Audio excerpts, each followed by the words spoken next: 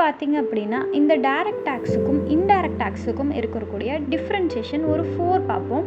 So first parameter என்னன்னு பார்த்தீங்க அப்படின்னா டேக்ஸ் இம்போஷன். என்னென்ன type of tax imposition direct டேக்ஸுக்குள்ளேயும் இன்டைரக்ட் டேக்ஸுக்குள்ளேயுமே இருக்குது அப்படின்னு பார்ப்போம். ஸோ ஃபர்ஸ்ட்டில் இருக்கக்கூடிய டேக்ஸ் இம்போஷன் பார்த்தீங்க அப்படின்னா டைரக்ட்லி தி டேக்ஸ் பேயர் இன்கம். எஸ், இப்போ ஒரு டேக்ஸ் பேயர் அப்படின்னு பார்த்தீங்க அப்படின்னா நான் என்னோட இன்கம்லேருந்து நான் அதை டேரெக்டாக இம்போஸ் பண்ண முடியும். So it is a direct டேக்ஸ்னோ அதனால். அண்ட் நெக்ஸ்ட் ஒன் பார்த்தீங்க அப்படின்னா indirect tax. Tax is on tax payer for the goods and service avail or purchased. Yes, இதை நான் டேக்ஸாக பே பண்ணுறேன்னு எனக்கு நாலேஜே இருக்காது. நான் ஒரு ப்ராடக்ட் வாங்கும்போதும் இல்லை ஒரு சர்வீஸை கன்சியூம் பண்ணும்போதும் அந்த இடத்துல எனக்கே தெரியாமல் நான் இன்டைரக்டாக அந்த டேக்ஸை நான் பே பண்ணிக்கிறேன். ஸோ இதுதான் ஃபர்ஸ்ட் டேக்ஸ் இம்போஷன். நெக்ஸ்ட் பார்த்தீங்கன்னா payment course. This tax is directly paid to the government. Yes, என்னோட இன்கம். ஸோ அதுக்காக நான் பே பண்ணுறேன் டேரெக்டாக. நான் டேரெக்டாக யாருக்கு பே பண்ணுவேன்னு பார்த்தீங்கன்னா த்ரூ கவர்மெண்ட்டுக்கு பே பண்ணிக்குவேன். அண்ட் நெக்ஸ்ட்டு இன்டைரக்ட் டேக்ஸில் என்ன எனக்கு பேமெண்ட் கோர்ஸ் கொடுக்குறாங்கன்னா this tax is directly paid to the government through and இன்டர்மீடியட்லி.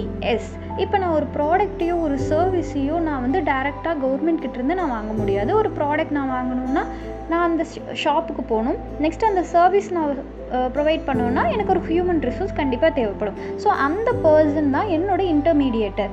அந்த பர்சன் தான் எனக்கு அந்த ப்ராடக்டையோ ஒரு சர்வீஸையோ எனக்கு ப்ரொவைட் பண்ணுறாரு. ஸோ அவர்கிட்டேருந்து நான் வந்து அந்த ப்ராடக்டையோ சர்வீஸையோ கன்சியூம் பண்ணிக்கிட்டு அதுக்கான நான் பே பண்ணும்போது அந்த பேமெண்ட் மூலிமா கவர்மெண்ட்டுக்கு அந்த இன்டர்மீடியேட்டர் மூலிமா அந்த பேமெண்ட் என்னோட இன்கம்லேருந்து அந்த டேக்ஸ் அமௌண்ட் கவர்மெண்ட்டுக்கு ஷேர் ஆகுது. நெக்ஸ்ட் ஒன் பார்த்தீங்க அப்படின்னா paying entity. Yes, these tax are paid by the individuals or business. Yes, நம்ம ஃபர்ஸ்ட் ஒன் பார்க்கும்போதே டைரக்ட் டேக்ஸுக்கு ஃபர்ஸ்ட் பாயிண்ட்லேயே இண்டிவிஜுவல் ஆர் பிஸ்னஸ் பேயர்ஸ் மட்டும்தான் டைரக்ட் பே பண்ண முடியும் அப்படின்னு நம்ம சொல்லியிருந்தோம். Yes, right. ஒரு இண்டிவிஜுவல் பர்சனும் ஒரு பிஸ்னஸ் ரன் பண்ணக்கூடிய ஒரு ப்ரொப்ரைட்டரும் தான் நம்மளோட டேக்ஸுக்கு அப்ளிகபிள் அப்படிங்கிறது காமன். அண்ட் டைரக்ட் டேக்ஸ்ன்னு பார்க்கும்போது அவங்க தான் கான்ஷியஸாக இருப்பாங்க. எஸ், நம்மளுக்கான ரெவென்யூ இவ்வளோ இருக்குது, இந்த ரெவென்யூக்கு நம்ம இவ்வளோ அமௌண்ட் வந்து நம்ம டேக்ஸாக கவர்மெண்ட்டுக்கு பே பண்ணணும் அப்படிங்கிறத அவங்க ஒவ்வொரு அசஸ்மெண்ட் இயர் க்ளோஸ் பண்ணும்போது அவங்களோட அக்கௌண்ட்டை க்ளோஸ் பண்ணும்போது டேக்ஸுக்காக அமௌண்ட் வந்து எக்ஸ்பென்சஸ் போக அவங்களோட இன்கம்மை எவாலுவேட் பண்ணி அவங்க கம்ப்ளீட் பண்ணி எடுத்து வைப்பாங்க.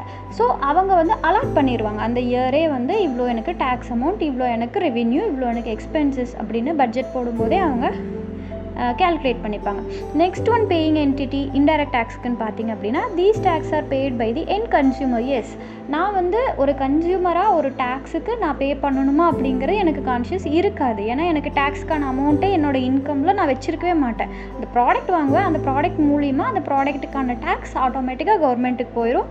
ஸோ இதுக்காக நான் இது கான்ஷியஸ் கொண்டு வரணும் அப்படிங்கிற நெசசிட்டி கிடையாது. நெக்ஸ்ட் ஒன் பார்த்தீங்கன்னா rate of payment. The rate of taxes decided by the government based on profit and income. Yes, நான் வந்து ஒரு இண்டிவிஜுவல் ஒரு பிஸ்னஸ் பர்சன், எனக்கு 2.5 lakhs மினிமம் தான் எனக்கு டேக்ஸுக்கான கால்ஃபர் பண்ணக்கூடிய ஒரு அமௌண்ட்டு. அந்த அமௌண்ட்டை விட எனக்கு எக்ஸஸாக இன்கமோ இல்லை ஒரு ஏர்னிங்ஸோ கிடைக்குது அப்படிங்கும்போது அந்த இடத்துல நான் வந்து ஒரு இந்தியன் சிட்டிசனாக டேக்ஸுக்கு எலிஜிபிள் ஆகிறேன். அந்த எலிஜிபிலிட்டியோட என்னோடய ப்ராஃபிட்டையும் என்னோடய இன்கமையுமே வச்சு நான் வந்து டேக்ஸ் பே பண்ணிக்குவேன். ஸோ அது வந்து எனக்கு யார் கொடுப்பாங்க அப்படின்னு பார்த்தா கவர்மெண்ட் தான் கொடுப்போம். ஒவ்வொரு இயர் எண்ட்லேயுமே அசஸ்மெண்ட் இயர் க்ளோஸ் ஆகும்போதும் ஒவ்வொரு ரூல் புக் வந்து ஜென்ரேட் பண்ணி கொடுப்பாங்க. அந்த ரூல் புக் ஓரியன்டாக எனக்கு என்னோட ப்ராடக்ட் என்னோடய ஏர்னிங்ஸ் பொறுத்து என்ன ஐட்டம்ஸ் நான் வாங்கினாலும் அதுக்கான பர்சன்டேஜ் ஆஃப் டேக்ஸ் அமௌண்ட் எனக்கு வந்து அவங்க எஸ்டாப்ளிஷ் பண்ணி கொடுத்துருவாங்க. அந்த ரூல்லையே வந்துடும்.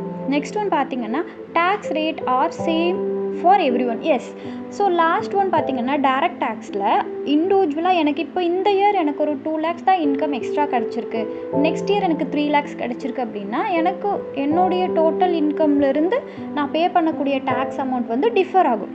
ஏன்னா எனக்கு இன்கம் டிஃபர் ஆகிருக்கு. ஸோ எனக்கான டேக்ஸ் அமௌண்ட்டும் டிஃபர் ஆகும். இன்க்ரீஸ் ஆனாலும் டிஃபர் ஆகும், எனக்கு கம்மியானாலும் என்னோடய இன்கம் டிஃபர் ஆகும் கண்டிப்பாக. பட் இதில் பார்த்தீங்க அப்படின்னா இன்டைரக்ட் டேக்ஸ் மூலிமா எனக்கு ரேட் ஆஃப் பேமெண்ட் காமனாக இருக்கும். இப்போ என்னோடய இன்கம் 10,000னாலுமே அந்த ப்ராடக்ட்டுக்கான டேக்ஸ் பேமெண்ட் 2 rupeesனால் நான் பே பண்ணணும். சப்போஸ் எனக்கு வந்து 10,000 இல்லை 5,000னாலும் அந்த ப்ராடக்ட்டுக்கான டேக்ஸ் அமௌண்ட் எவ்வளோ 2 rupees பே பண்ணி தான் ஆகணும். இது வந்து காமனான அமௌண்ட்.